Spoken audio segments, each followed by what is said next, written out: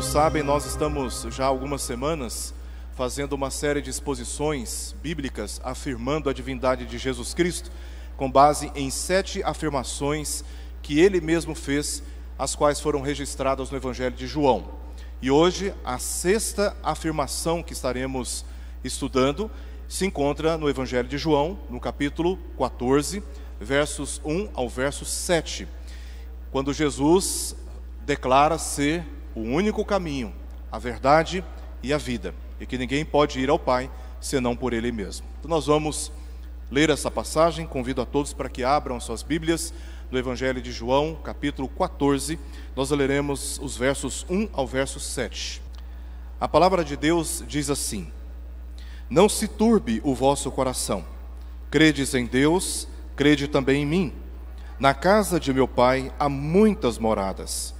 Se assim não fora, eu vou-lo teria dito, pois vou preparar-vos lugar. E quando eu for e vos preparar lugar, voltarei e vos receberei para mim mesmo, para que onde eu estou, estejais vós também. E vós sabeis o caminho para onde eu vou. Disse-lhe Tomé: Senhor, não sabemos para onde vais. Como saber o caminho? Respondeu-lhe Jesus: Eu sou o caminho e a verdade e a vida. Ninguém vem ao Pai senão por mim. Se vós me tivesseis conhecido, conheceríeis também a meu Pai. Desde agora o conheceis e o tendes visto. Vamos orar? Amado Deus, antes de tudo, Senhor, queremos elevar a Ti as nossas ações de graças, pela bênção que tem sido na nossa igreja o ministério da infância, do coro, departamento infantil, e vermos essas crianças cantando e entoando louvores ao Teu nome. Isso enche o nosso coração de alegria, pois sabemos que essa obra é do Senhor. É o Senhor quem tem abençoado. E a nossa oração é que o Senhor continue mantendo, sustentando, guardando a vida de cada uma das nossas crianças, bem como de todos aqueles que têm se dedicado a este ministério na nossa igreja. E agora, ó Pai, nós te suplicamos, fale aos nossos corações e edifica-nos através da Tua palavra. Nós rogamos por isto, em nome de Jesus. Amém. Amém. Meus queridos irmãos, no contexto da queda do homem no jardim do Éden, Deus o confrontou lhe fazendo 3 perguntas. A primeira pergunta tinha a ver com a sua localização. Onde estás? A segunda pergunta que Deus dirigiu ao homem no estado de queda tinha a ver com a sabedoria, tinha a ver com a informação que ele tinha recebido. A pergunta foi: quem te fez saber que estavas nu? Que informação é essa que agora você tem, que eu não dei para você? A terceira pergunta que Deus fez ao homem, naquele contexto, tinha a ver com as obras. Ele se dirige a Adão, no capítulo 3 de Gênesis, verso 11, na parte B, dizendo: que é isto que fizeste? A mesma pergunta ele dirige a Eva, no verso 13 do capítulo 3. Ele disse: que é isso? Comeste da árvore de que te ordenei que não comesses? Depois ele se dirigiu a Eva dizendo: que é isso que fizeste? Ou seja, a pergunta tem a mesma natureza. O que vocês fizeram tem a ver com obras. E para cada pergunta desta, Jesus veio ao mundo para responder ao Pai no lugar do homem. Para o homem que estava perdido, ele veio como o caminho. Para o homem que estava enganado, ele veio como a verdade. E para o homem mortificado pelo pecado, ele veio como a vida. Com esta autoridade, Jesus consolou seus discípulos e fortaleceu neles a fé e a esperança. O texto que nós lemos se encontra no contexto em que Jesus estava reunido com seus discípulos, celebrando a Páscoa, aquele antigo rito estabelecido por Deus a Moisés, registrado no livro do Êxodo, no capítulo 12. E Jesus estava celebrando a Páscoa com eles na última noite antes de ser preso pelos soldados. O que deveria ser uma noite marcante de despedidas se tornou, na verdade, uma noite cheia de muitas tensões. No capítulo 22 de Lucas, lemos que os discípulos naquele momento começaram a discutir entre eles sobre quem seria o maior. E uma dissensão estava instalada entre os discípulos. O diabo tinha posto no coração de Judas Iscariotes que traísse Jesus. Se você puder acompanhar, capítulo 13 de João, verso 12. Verso 2, aqui diz, capítulo 13 de João, verso 2: o diabo colocou no coração de Judas Iscariotes para que traísse Jesus. Também Jesus os exortou naquele contexto de dissensão de um dos discípulos com o intento posto pelo próprio Satanás, pelo próprio diabo. Jesus se levantou naquela ocasião e confrontou seus discípulos, lavando-lhes os pés, demonstrando numa atitude de humildade como engrandecer os valores do reino de Deus. Em seguida, disse que um deles o trairia. Verso 21, capítulo 13. Então, um clima de suspeita se revelou entre eles. No verso 22 nós lemos, do capítulo 13: então os discípulos olharam uns para os outros, sem saber a quem ele se referia. Cada um começa a olhar para o outro com suspeita, com desconfiança. Judas Iscariotes foi possuído por Satanás e saiu da mesa.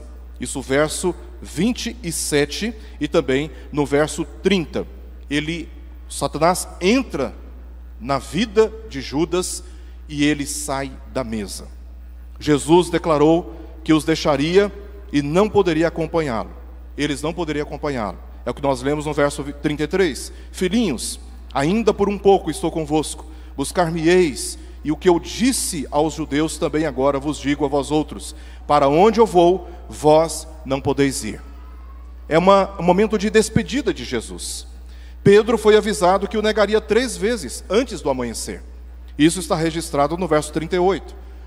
O discípulo talvez mais relevante no contato com Jesus, aquele que tomava a frente com as suas palavras e com as suas ações, agora é confrontado por Jesus. Depois de ter feito o compromisso: Senhor, eu irei contigo, como ele diz no final do verso 37, por ti darei a própria vida. E Jesus está dizendo: antes que amanheça, você terá me traído 3 vezes. E por fim, meus irmãos, os discípulos não sabiam para onde iria. Pedro fala isto no verso 36, perguntou-lhe Simão Pedro: Senhor, para onde vais? Pedro não sabia para onde que Jesus iria. E também Tomé, no capítulo 14, verso 5, faz a mesma pergunta: Senhor, não sabemos para onde vais. Os discípulos estavam confusos. Eles não tinham entendido praticamente nada do que Jesus tinha ensinado. E o ambiente estava realmente muito tenso.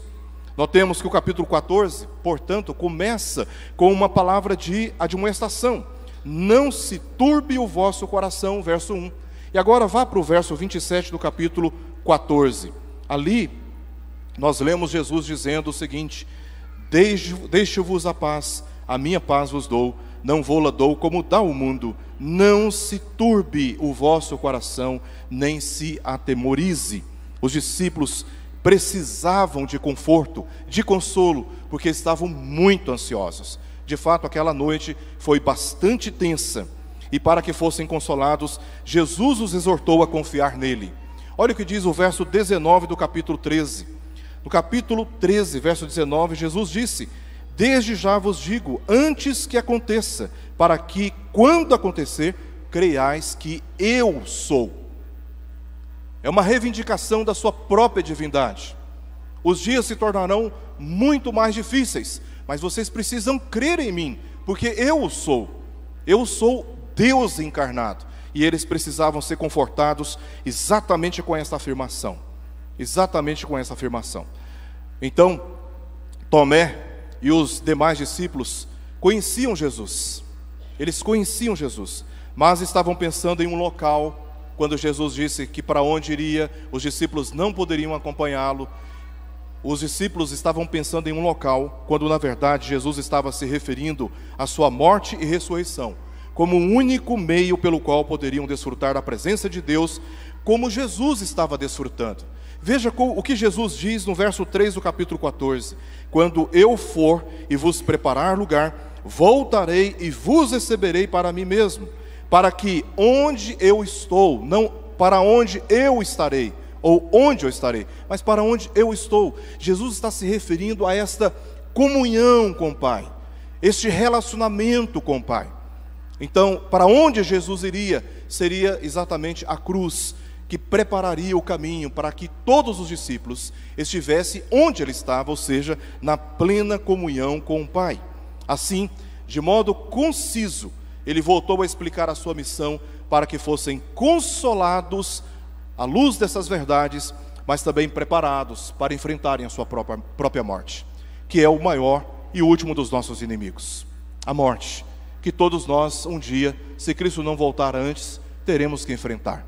Mas estas verdades que Jesus anuncia, elas não apenas nos consolam, elas nos preparam, e assim não temos motivos para atemorizar o nosso próprio coração, confiados de que Jesus é o eu sou. Jesus não ensina ou indica o caminho, ele se apresenta como o próprio caminho.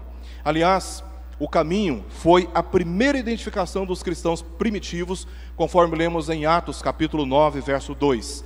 Eles foram descritos e identificados como aqueles que são do caminho. Havia já um assunto, uma notícia, uma fama de que Jesus era sim o caminho, e aqueles que estavam seguindo Jesus estavam seguindo o próprio caminho. O pecado, meus irmãos, criou um grande abismo entre o homem e Deus e fez com que vagasse pelo mundo sem rumo, tornando a vida sem sentido algum. E é assim a vida de todos aqueles que não creem em Jesus Cristo. Parece que levantar cedo, dormir tarde e repetir esse ciclo dia após dia não faz o menor sentido. É a fé em Jesus Cristo que nos ajuda a entender o verdadeiro significado da vida, de que este período pelo qual estamos atravessando, ele é passageiro e ele é preparatório para uma realidade muito mais significativa, que está além da morte, na presença de Deus, e isto para aqueles que confiam que Jesus é sim o único caminho, é Ele o único caminho. Por isso Jesus veio ao mundo como o único caminho capaz de reconciliar o homem com Deus. Esta verdade tem sido ofuscada desde o Éden, quando o homem estava naquele local e, sendo enganado pela serpente, ele se meteu por um caminho de engano. E atualmente há muitos falsos pregadores e falsas doutrinas nos nossos dias, ensinando que todas as religiões levam a Deus, mas sabemos que Jesus não é uma versão da verdade, ele é a própria verdade. Veja aquilo que ele disse para Filipe, capítulo 14, verso 8, aqui do Evangelho de João. Verso 8 diz: replicou-lhe Filipe: Senhor, mostra-nos o Pai, e isso nos basta. Disse-lhe Jesus: Filipe, há tanto tempo estou convosco, e não me tendes conhecido? Quem me vê a mim, vê o Pai. Como dizes tu, mostra-nos o Pai? Não crês que eu estou no Pai, e que o Pai está em mim? As palavras que eu vos digo, não as digo por mim mesmo, mas o Pai que permanece em mim faz as suas obras. Crede-me que eu estou no Pai, e o Pai em mim. Crede, ao menos, por causa das mesmas obras. Em verdade vos digo, que aquele que crê em mim, fará também as obras que eu faço, e outras maiores fará, porque eu vou para junto do Pai. Jesus é a encarnação da verdade. Jesus é a manifestação plena de quem é Deus, de maneira que, conhecendo o Filho, nós também conhecemos o Pai.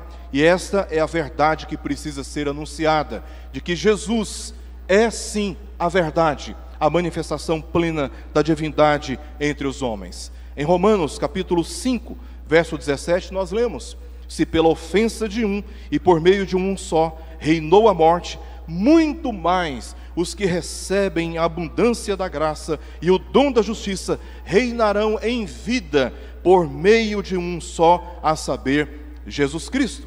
Se pelas obras de Adão entrou o pecado no mundo, e por este tem reinado a morte sobre todos os homens, todos os que depositam a sua confiança agora nas obras de Jesus Cristo recebem a abundância da graça e o dom da justiça, pelas quais herdam a vida eterna. Pelas obras de Adão reina a morte, reina o pecado na humanidade. Mas aqueles que confiam nas obras de Jesus, estes vencem a morte e passam a viver segundo a promessa de vida eterna na presença de Deus. Quero terminar trazendo algumas rápidas considerações. Primeiro, meus irmãos, Tomás de Kempis, que foi um monge do século XV, refletindo sobre esta autodeclaração de Jesus, no livro A Imitação de Cristo. Esse livro foi publicado por diversas editoras aqui no Brasil, inclusive pela editora Shed. No livro, ele diz, ao comentar, ao refletir essa passagem, Tomás de Kempis disse: sem caminho não se anda, sem verdade não se conhece, sem vida não se vive. Eu sou o caminho que deves seguir, a verdade que deves crer, a vida que deves esperar. Eu sou o caminho seguro, a verdade infalível, a vida interminável. Tomé perguntou a Jesus: como saber o caminho? No verso 5. Esta é uma pergunta que todo ser humano faz, porque o caminho faz parte desta necessidade existencial de que a vida, ela tem um sentido.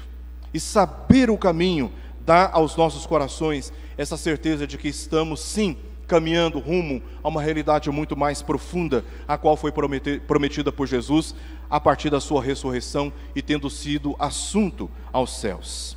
Tomé perguntou: como saber o caminho? Este é o anseio que todos têm em relação à vida após a morte. Mas Jesus respondeu que é necessário conhecê-lo, verso 7. Porque saber quem Ele é nos habilita a reconhecê-lo como o único que pode nos reconciliar com Deus. Conhecer Jesus nos habilita a discernir a mentira e a resistir às falsas doutrinas sobre a salvação, que é uma obra exclusivamente divina, obra de Deus sobre a vida daqueles que nele creem. Com conhecer Jesus nos habilita a confiar nele para recebermos a vida eterna, vencendo os próprios grilhões da morte. É somente em Jesus Cristo que nós obtemos tão grande salvação. Ele é o caminho, a verdade e a vida, e não há outro meio pelo qual podemos ser reconciliados com Deus. Que esta verdade ressoe e alcance todas as nações do mundo, para que os homens creiam que Jesus é o eu sou, o caminho, a verdade e a vida. Vamos orar?